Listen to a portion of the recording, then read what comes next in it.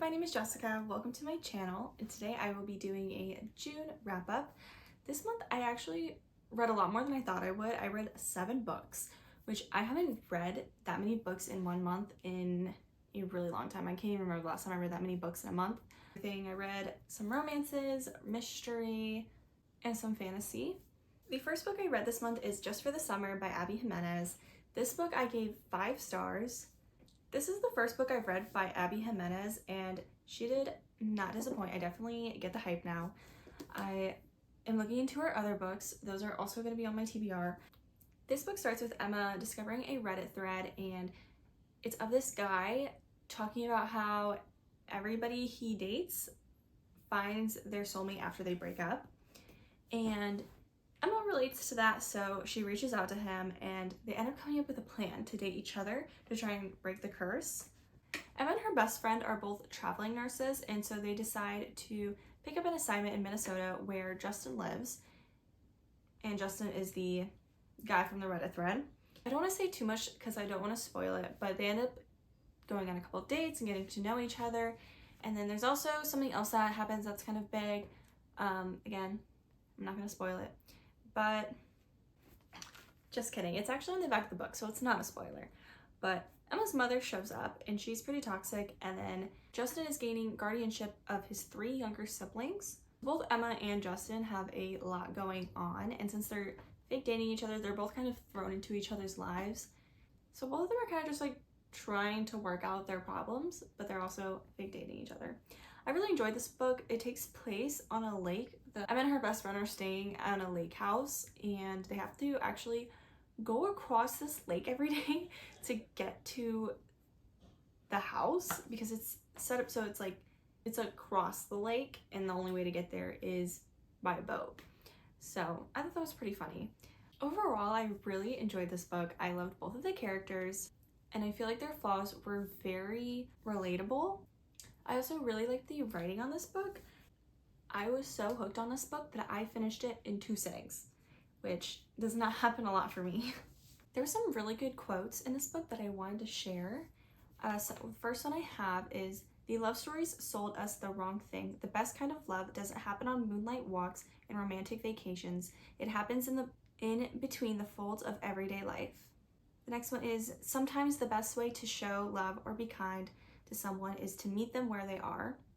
And, "Why not forgive? In a world where you can choose anger or empathy, always choose empathy." This is definitely one of my favorite summer reads. The next book I've read this month is Wild Love by Elsie.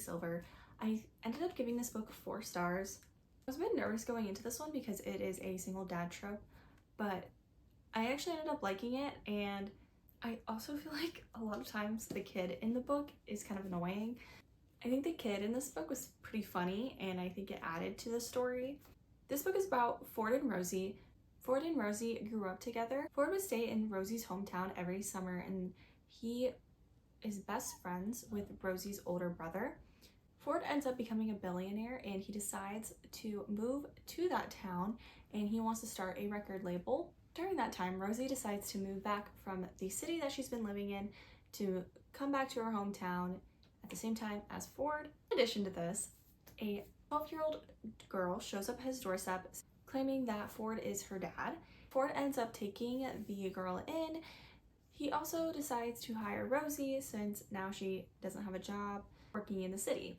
This book is also dual POV, which usually I'm not a fan of, but I think it was really well done in this book. One quote that I thought was funny from this book was, "If I could build you a boyfriend like a Build-A-Bear, he would come out as Ford Grant." The next book I read this month is The Reading List by Sara Nisha Adams. I ended up giving this book 3 stars. This book mostly follows 2 characters, Mukesh and Alicia. Mukesh is an older man that is living in London. After his wife passes away, he cuts himself off from people. However, he wants to connect with his granddaughter, Priya, and one way he does that is by reading. Whenever his granddaughter comes to visit, he starts taking her to the library. At the library, Alicia works. Alicia is not a huge reader, but she ends up finding a list titled "Just in Case You Need It." Because she wants to be able to recommend Mukesh books, she starts reading the books on that list, and so together they're kind of reading the books at the same time.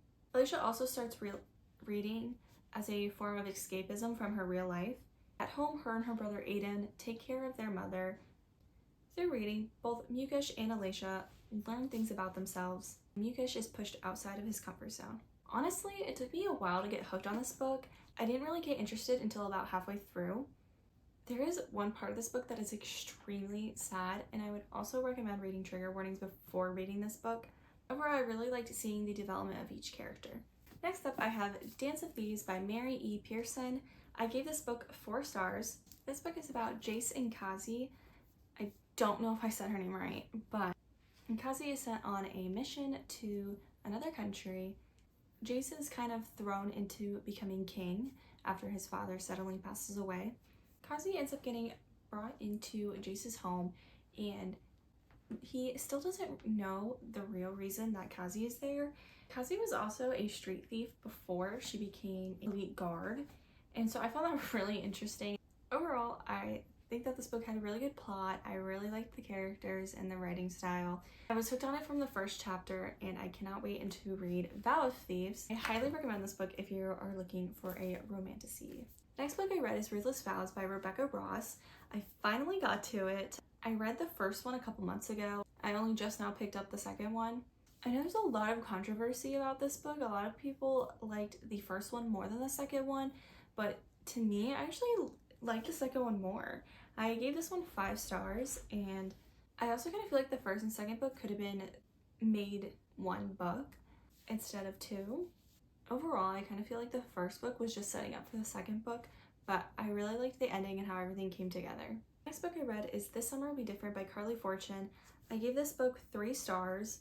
This book mostly takes place in Prince Edward Island. Lucy's best friend is from there, and so she starts going there every year to visit. And she runs into Felix, except she does not know that Felix is her best friend's brother. And her best friend has told Lucy that she is not allowed to fall in love with her brother. After 5 years of secretly being on and off, Lucy's best friend is getting married, and a week before her wedding, she calls Lucy up and insists that she come to Prince Edward Island. She will not tell her or her brother what is going on. Felix and Lucy are just trying to figure out what's going on with her, but at the same time, something happened the last time that they saw each other and are trying to move past it. I definitely appreciate this book for the summer vibes, but this just wasn't really my favorite book. I still think it was an enjoyable read though. Lastly, I read Killer Instinct by Jennifer Lynn Barnes. I gave this book 4 stars. This book is the second book in the Natural series. I've been listening to this series as an audiobook. This series is about a group of teenagers that have special gifts, and they are in an FBI program. Their gifts help solve crimes. Cassie's ability is profile people, so she can look at somebody and figure out their personality and what they would do. The other gifts are being like a lie detector and emotion reading. In this book, they are once again brought into an active case, and they are trying to solve it. Jennifer Lynn Barnes' books never disappoint. I always hooked, and I love her writing style. First book was about a murderer that was obsessed with Cassie and her mom. This one is about a copycat serial killer who is copying one of the other teens in the program's father, who was a serial killer. And so they're just trying to figure out who the copycat is, and things take a couple turns. So that is everything that I read this month in June. I hope you enjoy, and I will see you in the next video.